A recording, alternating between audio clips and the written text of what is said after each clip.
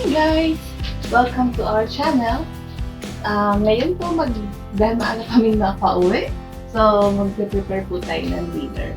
Wow! Ito po yung ingredients. Hulaan niyo po kung ano po ang ating lulutuin. And some chicken, carrots, and macaroni.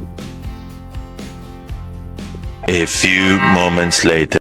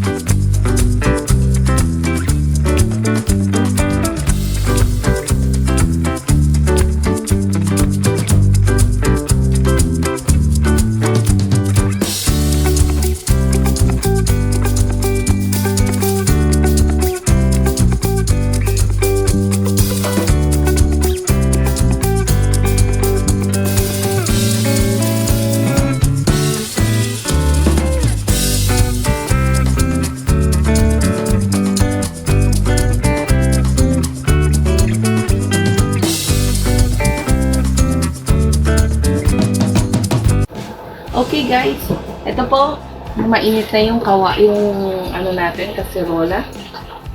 And then, lalagyan na tayo ng oil. Wait lang natin for a few minutes. Few seconds, I mean. And then, gusto ko po pala, pagka nagsusopas ako, ipiprito po muna natin itong sausage. Gusto ko siya medyo tostado kasi.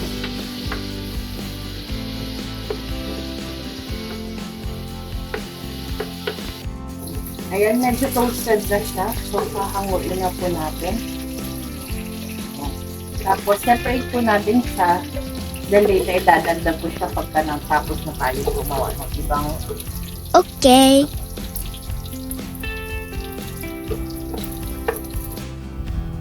Tapos na po natin onion.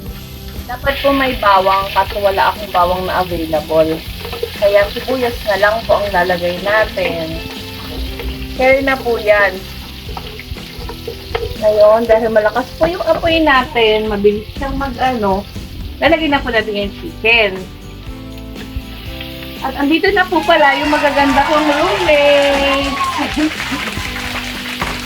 Yan po, igigisa na natin yung chicken.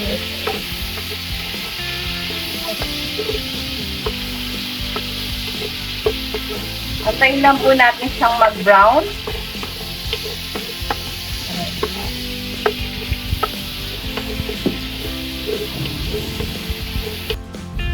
Yan yung mag-brown na siya.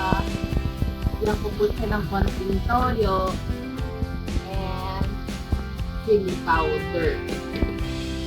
Version ko po ito ha. Kanya-kanya po ito yung version. Yan, ganyan na siya.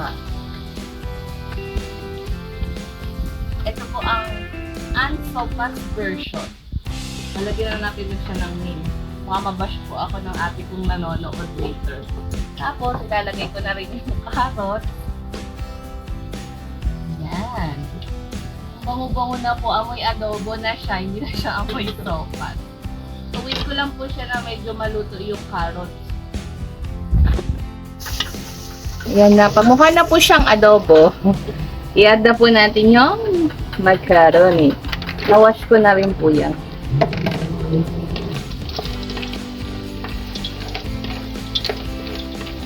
Ayan po, touch lang natin siya.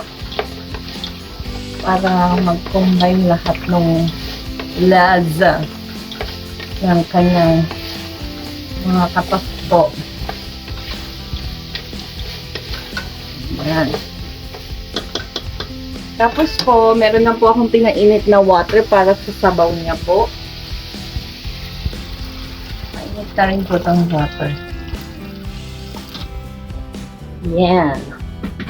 And then, of course, hindi po mawawala ang ating Knorr cubes.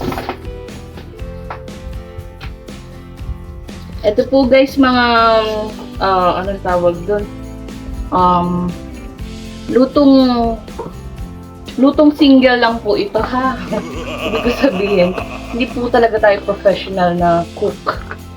So, kanya-kanya po tayo ng version ng pagluto. Well, para sa akin po, okay na po ako sa ganito. Then, wait na lang po natin siya mamaya kumulo hanggang medyo maluto na po yung noodles, macaroni. Then, saka kuya add itong cabbage natin. 1 minute later. Ayan, i-check na po natin siya. Okay na po yung macaroni. Lambot-lambot na siya. So, ngayon, ilalagay na po natin yung cabbage.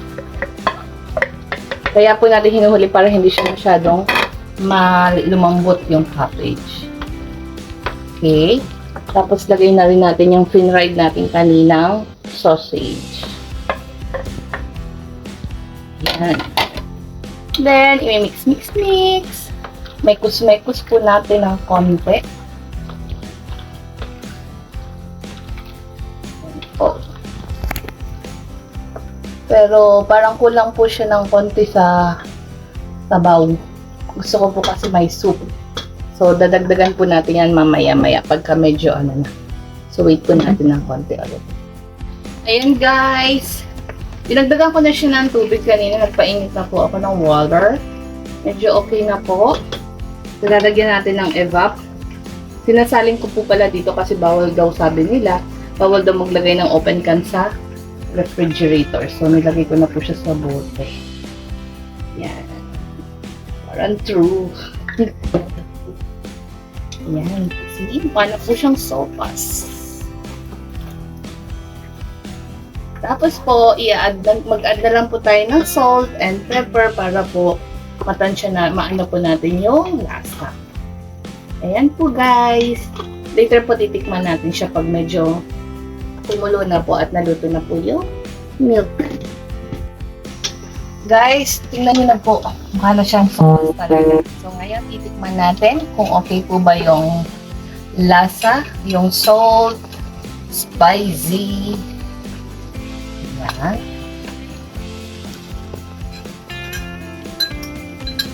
Init po.